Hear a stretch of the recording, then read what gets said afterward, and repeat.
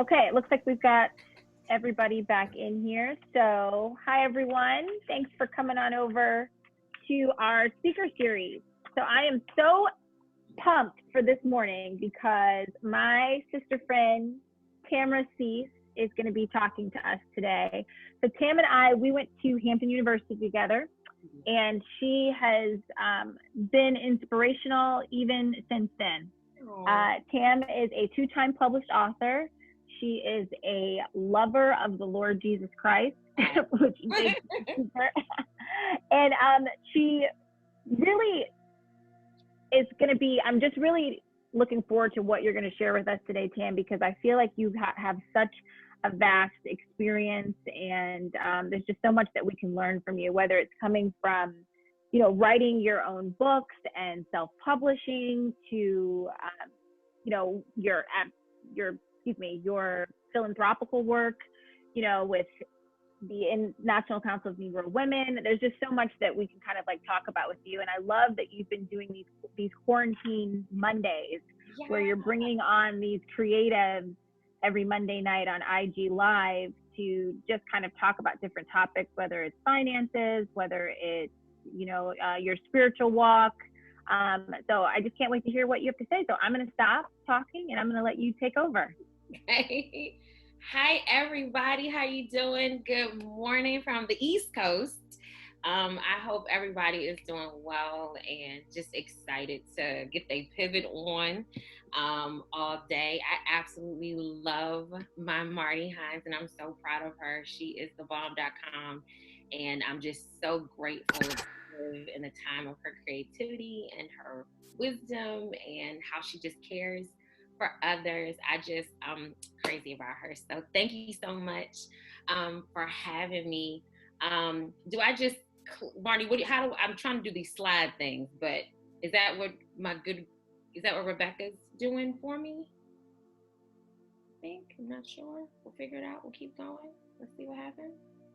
Okay, yep, there we go. Okay, perfect. So as Marty shared, my name is Tamra Sease.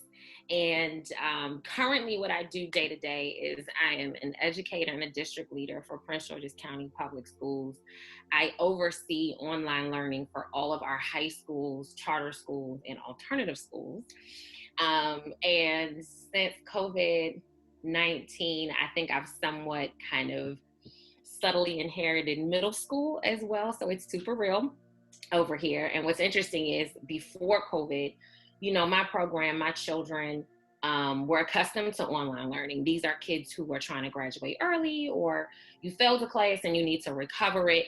But, you know, they were just moving and shaking. And then COVID hit, and the entire world, educational world that is, had to hop online. So it's been interesting, to say the least, but that's what I do professionally. As Marty shared, I am a two-time published author. And I am a Marvel addict. I love all things Marvel. Okay. In my own secret world, I think I'm a superhero. So I love all things Marvel, and I'm a Duke basketball fanatic. So COVID took March Madness from me. I'm looking forward to 2021. And as Marty shared, I'm super passionate about writing and publishing and helping people publish their work. I literally taught myself how to publish. The self-publishing industry rather, is very interesting. And I kind of noticed with my first book that there weren't a lot of people talking about how to self-publish a book, or a lot of things that they were offering, they weren't really affordable, or people didn't want to sit down and do one-on-ones with folks. So after my second book, I really committed to really just kind of helping people publish their books, whether it's poetry or self-help or memoir or fiction or whatever, or kids' books. I just love helping people get their work out there. I have two published books. They are both available on Amazon. The first is called The Petals of Nora Rose, in memory of my grandmother. And then my recent baby is called Queendom Come, Knowing When to Adjust Your Crown. And with the latest one, it is an inspirational book that just empowers women that, you know, life gets rough and rugged and your crown gets heavy and it may lose its luster, but it never comes off. So that is the goal with Queendom Come. guess we'll go ahead and go to the next one. Go to the next slide. Whoever is guiding me, thank you so much to whoever is guiding me. Thank you. Appreciate you.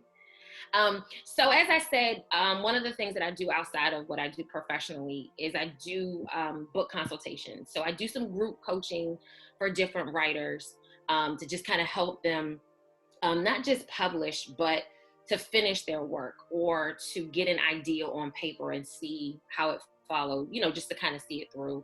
I do these virtual things called Ask an Author on Instagram and Facebook, where people can just hop on and just ask me anything. Anything relative to editing, book covers, whatever. But it's just an opportunity for people just to ask questions that you don't necessarily need to pay somebody $800 for to get an answer.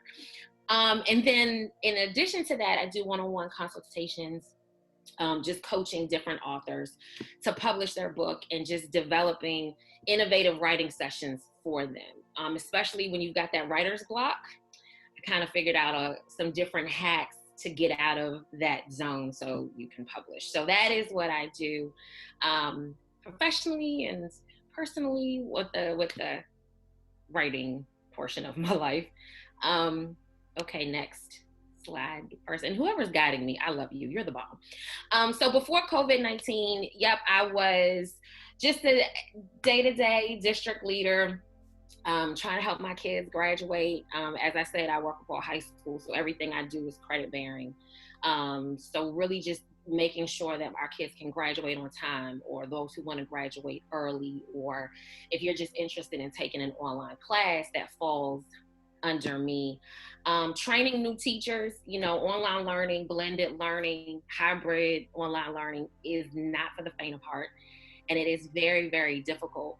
For some new teachers, you're just walking into a classroom and you just need to know how to teach, rather. So I was doing some new teacher training of how to do that face-to-face. But in addition, what does that look like if you're a virtual teacher? So I was doing a lot of that before COVID. As Marty shared, I am a Jesus addict. Love me some Jesus. And at my church, I serve in so many different capacities there. I'm the assistant director of our young adult ministry. I serve on the creative team for our women's conference, creative lead for our young adult conference. And I do different teaching sessions for young adult women, just really helping them tap into their purpose and the thing that God would call them to do. I was doing a lot of book consultations. It kind of got a little scarce earlier this year, around January, February-ish, around that time. But I was doing that. But the thing with before COVID, and I think everyone can kind of relate to it, is I was constantly on the go. I was constantly moving. And, there were some days where I'm like, God, I just need 8 more hours in this day just to get X, Y, and Z done. But I was just constantly moving. And I think in moving so much, it hurt my creativity. It hurt my peace. It hurt, just taking time out for myself. There were constant moments where I had to kind of check, my mental health a little bit, because I was just moving so much. And sometimes when you're constantly on the go, you may be accomplishing certain things, but you're not really effective. And I didn't realize that until we got into COVID-19.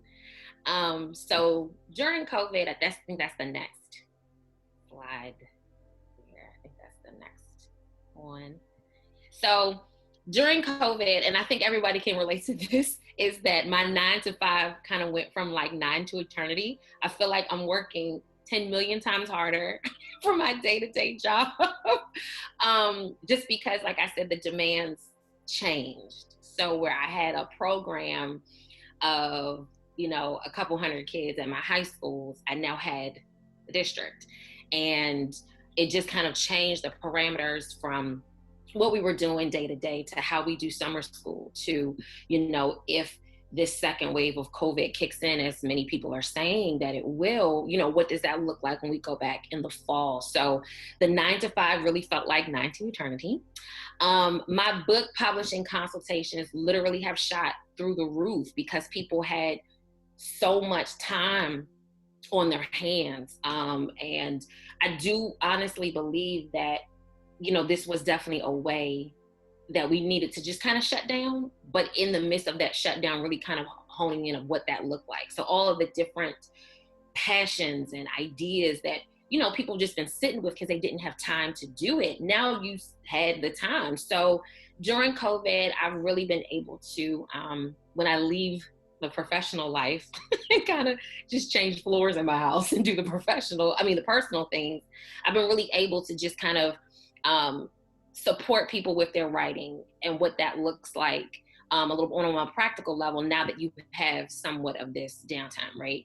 I started something on Instagram called When Creatives Quarantine, because I noticed that during the quarantine, a lot of my friends that are really great creatives, the quarantine kind of stunt their creativity because they weren't moving and on the go so much. They had all this time with themselves and their thoughts that they kind of felt like, well, I've got this book project, or I want to save more money, or I'm kind of dating somebody, or I want to date somebody, or, how do I parent these children? How do I, it was just so many different things. And I noticed that a lot of my creative friends that I know are super creative just didn't have the juice anymore. So I decided to connect with some of my closest friends who are really thriving in their areas of expertise, and just do a quick, candid conversation on how to maintain your creativity in this new normal. So that's what I've been doing the past Monday nights at 8. I took a break the past 2 weeks in the midst of everything happening in our country right now, just to, I felt like with everything happening between the Ahmaud Arbery's, the Breonna Taylor's, the George Floyd's, and all these unfortunate situations that we're seeing in the Black community, it was important to me to just kind of chill on personal agendas. And the past 2 weeks, I've really just kind of been more intentional with donating to these different organizations that are supporting the legal support and social reform and police reform and all these different initiatives out here to really bring justice to these issues, whether it's out protesting or, calling local officials, whatever the case may be. It was just important for me to just kind of take a step back for a minute to do that. But When Creatives Quarantine will be back soon. So excited about that. Also during COVID, I've just been doing more reading and writing and being more intentional with that, especially in my journaling, just to get my thoughts out on paper. I think sometimes, when you sit too long with your thoughts, you can really dive down into a super deep rabbit hole. And if you're not super intentional or cognizant about that, it'll just take you deeper and deeper in your thoughts, and things like that can really affect your mental health. So I really wanted to be able to help control how deep I go into that rabbit hole. So I've just been doing more reading and writing. And during COVID, I really had to sit with myself and review my goals. What are the things that I want to do? The things I'm passionate about? What are the things I know God has called me to do? And what those next steps look like. So I had to do a lot of self-reflection during COVID, because it was important to me that post-COVID, coming out of this quarantine, whenever that is and whatever that looks like, I don't necessarily think that everybody's got to come out with something huge and major. It may just be peace of mind. It may just be reconciling relationships that you have with people. But I know for a fact that God would not allow something like this to happen if he did not want us to come out a little better, a little shinier, a little sharper on the other side. So that's on that one. And then we can go to the next one. Yep. So some lessons that I've learned from COVID: meditation is everything. Where I was moving so much and constantly on the go, it's like, okay, I'm going to have to try to get some meditation in the car, or I'm going to try to have to get some meditation before I go to bed at night. But really just kind of establishing this intentional time with God where we can talk and kick it, and I can be myself and hear from him of what's next, or, in particularly the different things that I needed to unlearn and relearn about myself. That's been the interesting thing during this COVID season, is the things that God has revealed to me about me. Really the good, the bad, the ugly, and the uglier, with no concealer in sight.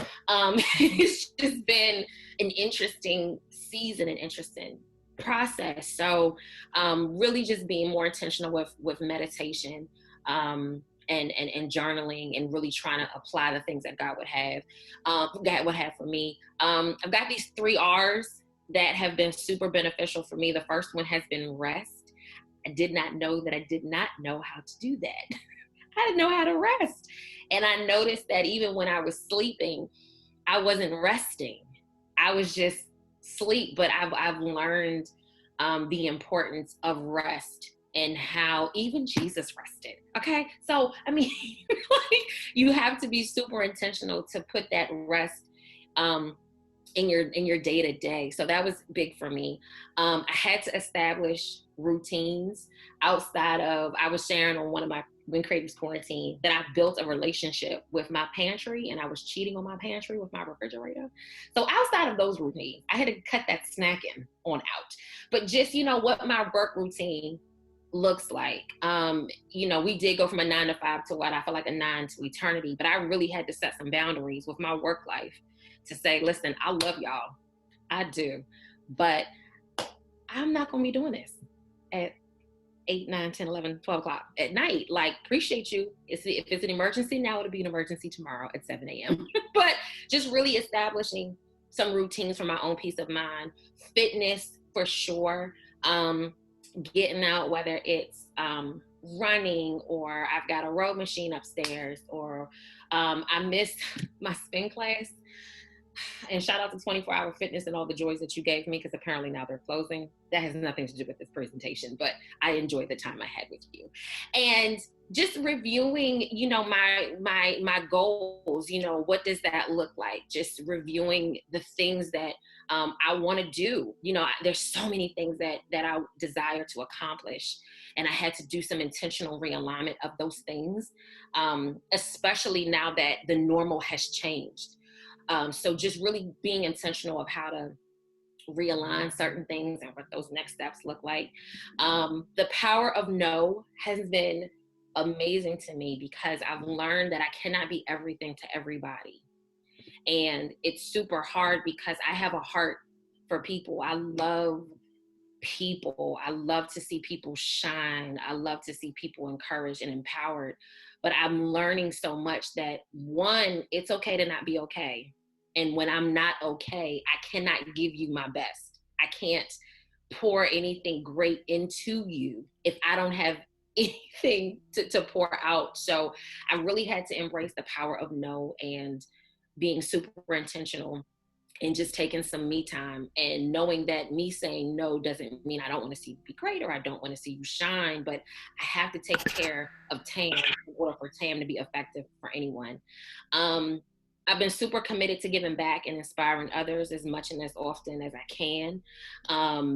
Just really knowing that, my life isn't for me. It's for the little girl that's watching. So what does that look like in pouring into others? And then doing it scared. Whatever it is that you desire to do, it's terrifying, because no one wants to be rejected, and nobody wants to be blown over or anything like that. Or we live in a culture where comparison is a silent killer. So, I've just really embraced this mantra of doing it scared, knowing that, God hasn't given me a spirit of fear. We have an emotion of fear, but not a spirit of fear. So I don't want to do, anything with the intention of, oh, I'm going to fail, but I'll never know if I don't jump out there and try. So definitely doing it scared.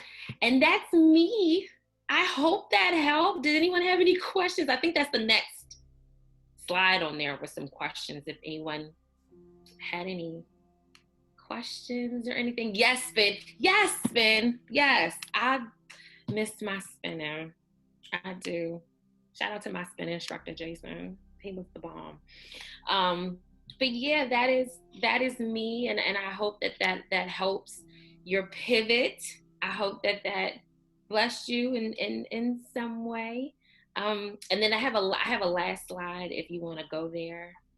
You want to hit that last slide. I think this one is, let's see. Yeah, this one is questions if anyone had any questions, but there's another one. Hit the next slide for me. Yep, and this is just my contact information. If you just want to connect, this is my Instagram, my email, my website. If you want to powwow or talk or want to talk book publishing or anything, I'm totally game to do that. Yes, I have a couple questions for you, Tam.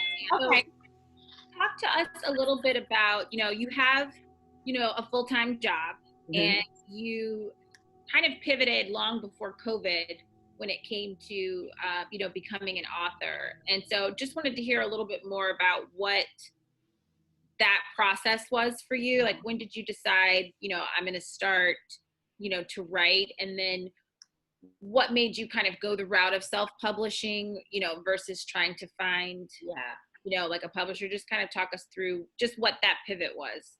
So I started writing when I was in Hampton, and I kind of felt like, I have to be a certain age or be at a certain level in life or position in life in order to publish. And after graduation, I said, you know what, I'm going to figure this thing out somehow, some way. And I really began to do research with publishing companies, whether it was big publishing houses or different subsidiaries of big publishing companies. And a lot of them have those self-publishing options. But what I noticed is that either the different workshops that different writers were hosting, it may be like $1,600, $2,000, $300. I mean, not $300,000. That's not that deep, but like $3,000 to do workshops or talk to people, or how to publish your book, or how to do national and global distribution. And I just wasn't feeling that. I couldn't believe that people were out here ripping people off just to get help and support of how to publish a book. So I was able to, at the time I published with Amazon with my first book, and they had a portion of their company called Create Space. And through Create Space, I was really able to kind of look to see what they offered and compared it to other companies. And a lot of these other companies, want your work and want to give you, $1 or $2 of your royalties, but that's your work. So I encourage all new authors to be a self-published author from the gate. It's your work, it's your baby. And when you partner with these different publishing companies, you really want to look to see what they can give you, what they offer in return, how they can market your product. And if what they're giving you doesn't seem like it's putting you on the map, but you're constantly coming out of your pocket hundreds and hundreds of dollars, I would totally self-publish. I'm a fan of self-publishing, 100%. I don't know if that answers. Realized I was muted. Sorry about that. So the self-publishing, I feel like there's that element of you having to self-market. And so what kind of would you, I guess, advise, because I think this can go for all of us that are entrepreneurs, whether it's marketing a book that we're trying to write, or marketing, a new business endeavor, or marketing our current business, like in this time, where did you get your kind of, I guess, like trade secrets when it came to marketing and letting people know that, you had this product or, this service? So with my first book, I did everything by myself. And that's when I learned that I don't know nothing about PR. I don't know nothing about this marketing life. I don't know anything about press releases and marketing decks and all this fancy stuff. I had to learn the hard way. With social media, there are times where I got to fall back for a couple days, maybe a week or two or something, just for my own peace of mind and my own mental health. But as an entrepreneur, when you don't maximize on certain, key, busy, high traffic times of the day, that can hurt your brand. So with my second book, I was just super intentional with partnering with people who their gifts were the areas in which I lacked. So I connected with someone who was very strong in public relations and very strong with marketing and social media content. All of those things I think is so important as an entrepreneur, that you can't do it alone. I think it's super important to be relational, especially in the areas in which you know for a fact, you know what, this isn't my gifting. And partnering with people who really want to see you do well in while they're helping you with in that particular field that they're stronger in than you are. But I think it's so important to be relational. I think that's been the biggest difference between my second book and my first book, and even the different things that I do with consultations and Ask an Author and When Creatives Quarantine, is just being super intentional with building relationships with people in these different fields. So yeah, that's been super, super key for me. Yeah. Yeah, I think that, you know, what you just brought up, the relationships, I think that all of us, you know, that are here today, it's just kind of looking around us and seeing what everyone's skill set is, Yeah. and how we can try to help each other or work together. Like you said, if it's, you know, I've got, you know, Clara here is in PR, or Nora who's in production, Trinavia in production, things like that, where we can be like, hey, like, this is something I'm working on, you know, can you help? So Yeah. I think that's a really good point. How do you feel with the self-publishing? Do you feel like it's a very transparent kind of grid? Like, do you see like a sales report every month and then you get it, you know, like, how does that, you know, work? So my second one I did with Amazon is a different kind of avenue that they're offering now. But the great thing about if you publish the Amazon route, or better yet, if you, and it's something that I encourage all new authors to do before you partner with any publishing house, is to figure out how they're going to give you what your monthly reports look like. So with Amazon, I can see that, you know, big high months for me are during the holidays. It's been super big during quarantine season because so many people are getting into reading. Definitely during some of the summer months, more so July and August, just because people are doing different summer readings, or people are hopping into new school years and things of that nature, and they just kind of want a fresh start of stuff. So you obviously want to definitely partner with someone that's going to give you your data. Some publishing companies don't do that. If you're not like a Priscilla Schreier or a TD Jakes or Michelle Obama, you know, if you're a brand spanking new author, you still want to receive your data on your product. You know, how well is this book doing? In addition to how you're getting your royalties. What do my royalties look like if I partner with this company versus that company? So yeah, you definitely want to be able to get those sales reports from whichever company that you're partnering with, and being able to analyze that to say, okay, well, my slow months are looking like February and March. So what can I be doing during this time period? Another good thing is whatever the content of your book is, being able to market that book during a certain season. So for example, I believe it's April. This is one lady that I was working with. She has a book that is centered around infertility, and I believe the month of April is the month of infertility. But that is when she's planning to release, during that month, as a way to inspire women who are struggling conceiving. So, and the interesting thing about what she's doing is she's doing something that's going to help women in addition to men, because infertility with men is a huge market, but she wants to be able to maximize that during that particular month. So being, you know, super cognizant of not just what you publish, but when you publish it, and the different events you have throughout the year that can bring high traffic to what you're doing at a certain time of the year. Yeah. Does anyone else have any questions? I feel like I took over. Oh no. Questions that I had. Clara, I think you're on mute. Hi, Tam, great presentation. Thank you for all the great tips, and very inspiring. Because for me, for example, I have a book, but I publish it through Lulu. Okay. That was like early 2000, right? A while back. And I moved on through life. And then last year, I'm writing something now that I'm hoping to get out by the end of the year. So I'm actually shopping, in the process of looking and searching and finding where. And you made a very good point. You have to really shop around and look around, because while you are still self-published, you're still partnering with these organizations where you are not getting a return, or you are paying for marketing, but you're not getting a marketing. So coming from a marketing background as well in production. So that understanding that now makes a whole world of difference versus when I published the first book, and now it's like, it's going out to an ether and I'm not having a return on it, right? So so thank you for bringing that up, because that's something really we need to know as self-publishers, and knowing that that's the avenue as well, because many self-publishers have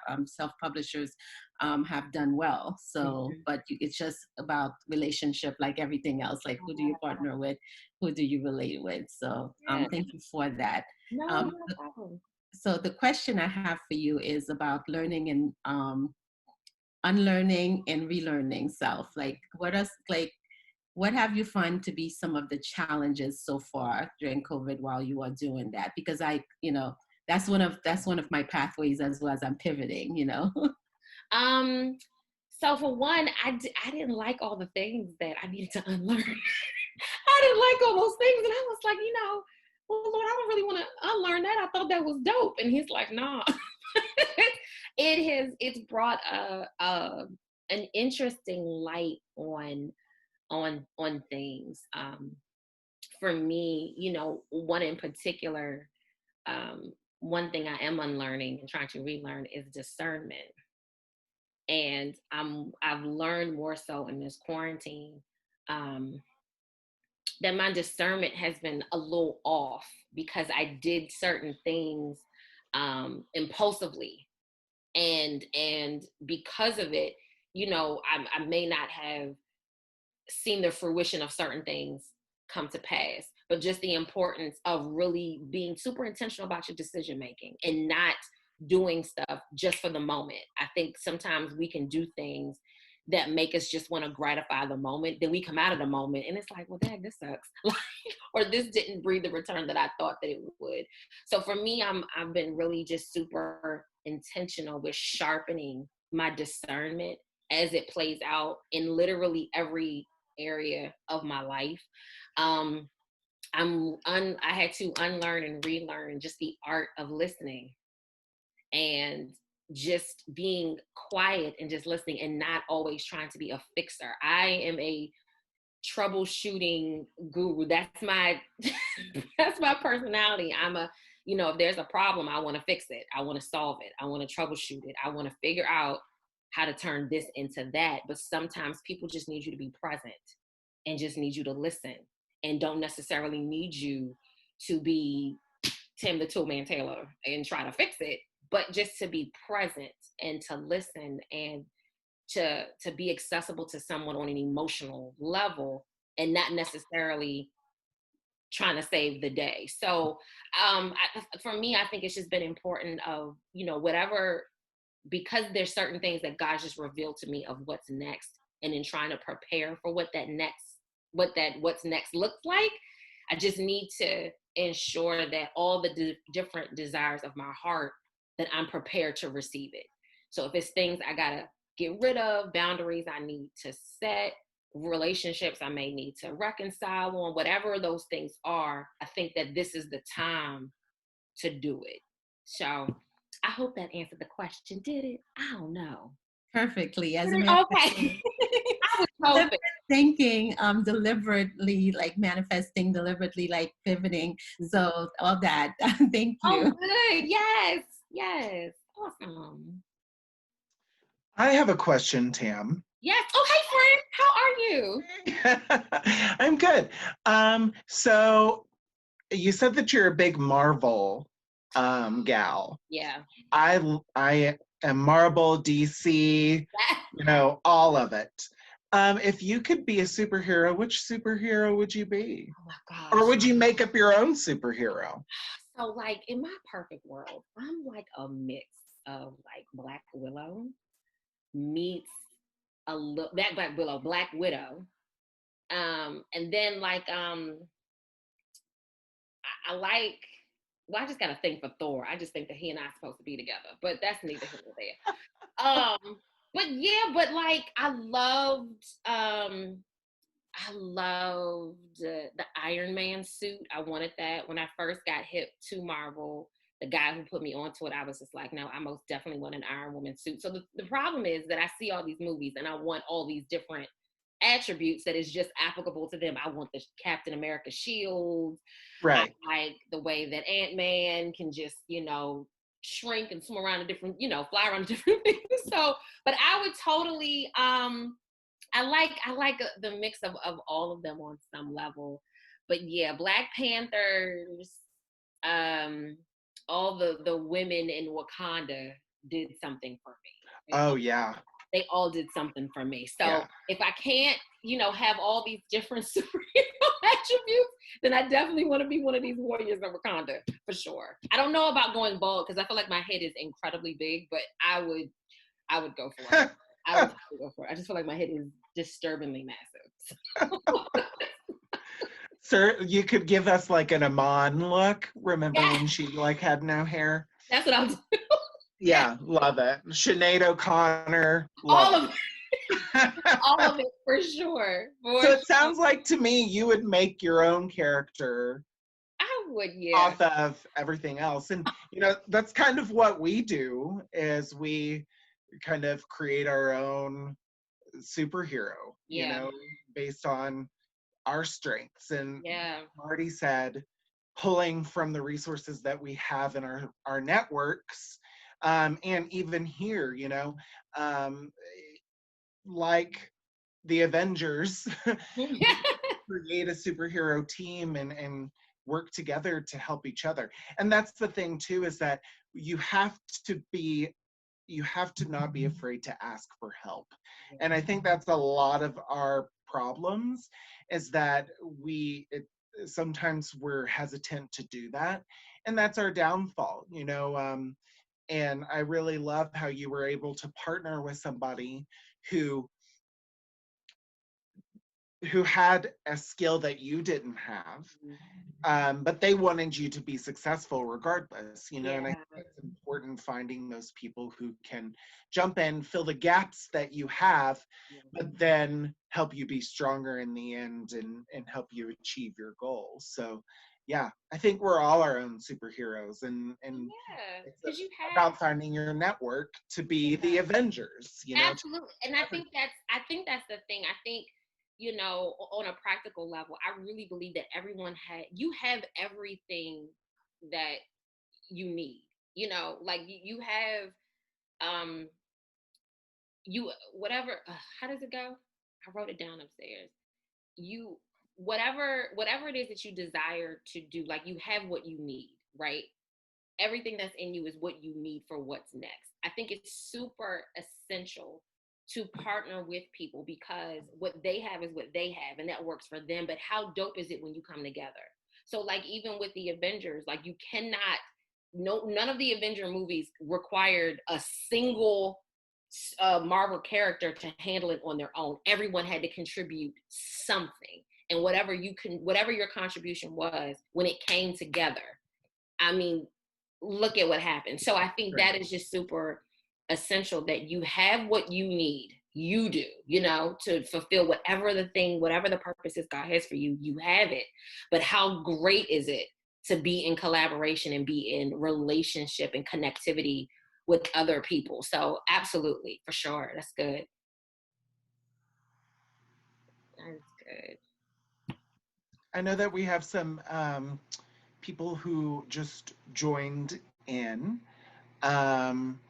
And hello, welcome. Hello. Hi. We're just kind of wrapping up Tamra's segment. And here shortly, we're going to just take a short break. And then we will hear from Wendy Pressler. She is our next speaker for the Pivot Speaker Series. And thank you so much for being with us, Tamra. We really appreciate it. Thank you all so much for having me. This was fun. I'm trying to pivot with y'all all day. America's just been emailing and stuff, and I'm like, y'all gonna have to figure it out because I'm pivoting with my family. Y'all gonna have to wait.